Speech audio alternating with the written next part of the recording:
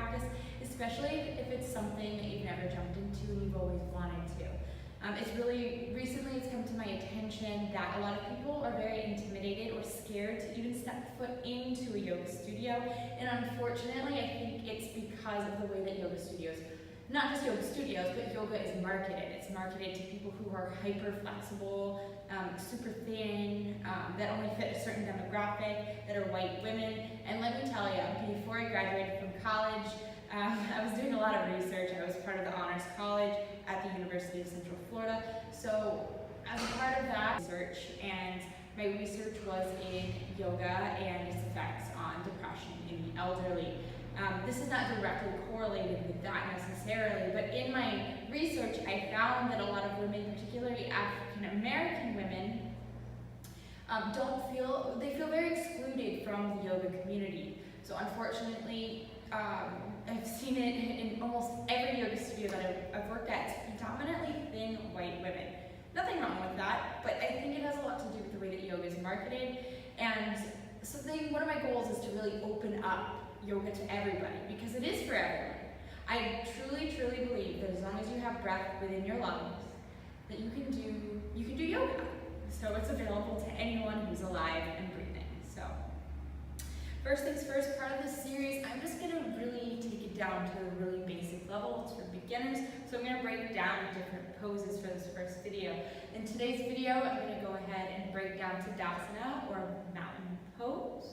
From there, I'm going to break down how to properly be in a forward fold, and then from there, how to properly engage in a lunge. And you know, if this sounds like it's way beyond, or you feel like you were way beyond this video, I still recommend that you watch it, because even for me, I've been practicing yoga for the past 5 years.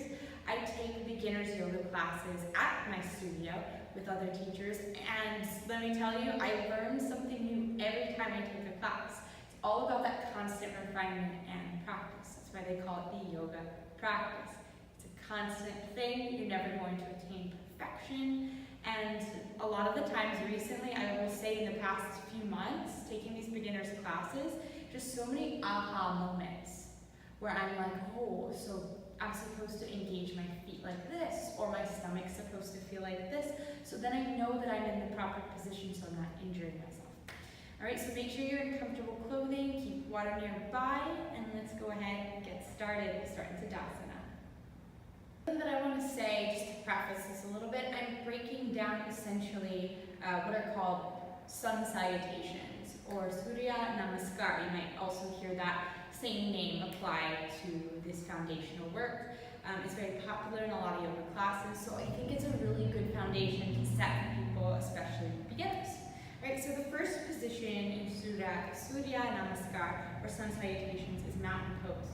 So it looks very basic. It looks like I'm just standing, but there's actually a lot going on in the body, so I'll break that down for you. So my feet are together, my toes are touching, my heels are slightly apart. The other option is to have your feet comfortably about hip distance apart, about 2 fist distance apart. If that's more comfortable for your stance, it really just depends on your body. A lot of times I like to roll my shoulders back, bring my palms out to the sides, engage through my core, push my chest forward. Like I said, there's really a lot going on. And I'm just going to turn to the side so I can just point a few things out while we're here.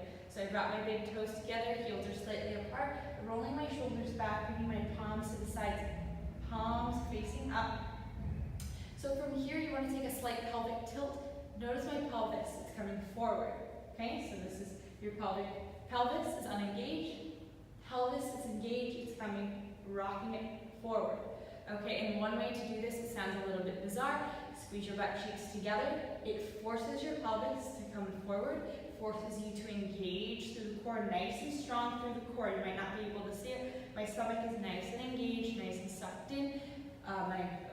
My stomach's coming in towards the rib cage, okay? Hands are coming out towards the sides. I'm really focused on pushing my heart, my collarbones. Let me say that. Pushing my collarbones forward.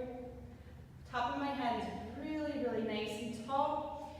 Taking my chin, slightly tucking in towards the chest. Pushing down into the heels. Make sure you're standing up nice and tall. See if you can lift all 10 toes up off the ground. And if you're nice and comfortable where you are, it's proper engagement. Put those toes down. This is Tadasana, mountain pose. Show it again from the front. First step of Surya Namaskar. So from here, we're going to go ahead. You inhale, you bring your arms up. Okay, option one, your hands just go straight up. Or option two, a lot of the times, if you're really tight through your chest muscles and you want to gently open up here, take a nice deep inhale, take a small back bend. Key when you back bend here, okay, this is a little tidbit. Look at your hands, okay? You don't want the bend to come from your low back. You want the bend to come from your upper back and your shoulders, okay? Your low back, most likely, if you're watching this and you're from the United States or another westernized country, we put a lot of strain on the low back. We don't want to put any more strain on that low back, okay? So we want to put more of that stress, if you want to use that word, on the upper back, where we open up from there. So just keep that in mind anytime you're taking a back bend. Bend from up here, not from down here, okay? Nice deep breath in. One way to remember, like I said, look at your hands, follow your hands when you come back, okay? It's going to help you engage through your neck, through your shoulders, okay? Just a little bit more. And again, the pelvis, tuck it in, gaze at the hands, hold if you take that back bend. So same thing, core engagement, pelvis forward. Exhale, come forward and fold. And I know this might seem like a lot, and it seems a lot more simple when you watch people do different yoga flows, but this proper engagement comes with time and comes with a lot of practice. Don't be discouraged, just break it down. All right, so we're in a forward fold. Notice with my forward fold that my legs are not perfectly straight. I have a nice bend to my knees. You have permission to take as much bend with your knees as you need to, okay? There's no need to strain your hamstrings or your calf muscles. You know, make it comfortable for yourself. And then allow your head to be nice and heavy. Everything to be heavy, hanging loose. You're not holding onto any tension in your shoulders or your neck. Option one, your arms just hang nice and loose. This is called a rag doll. Or you can take opposite elbows, you can grab, you can sway from side to side.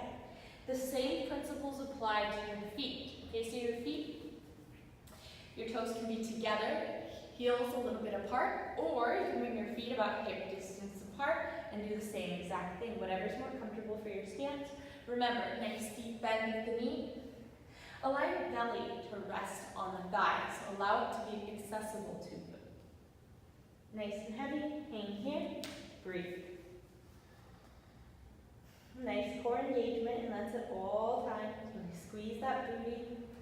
You want to feel your legs, or your hips rather, lift here. Nice bend to the knee, and just imagine your hips are being pulled up towards the ceiling with a string. Nice engagement.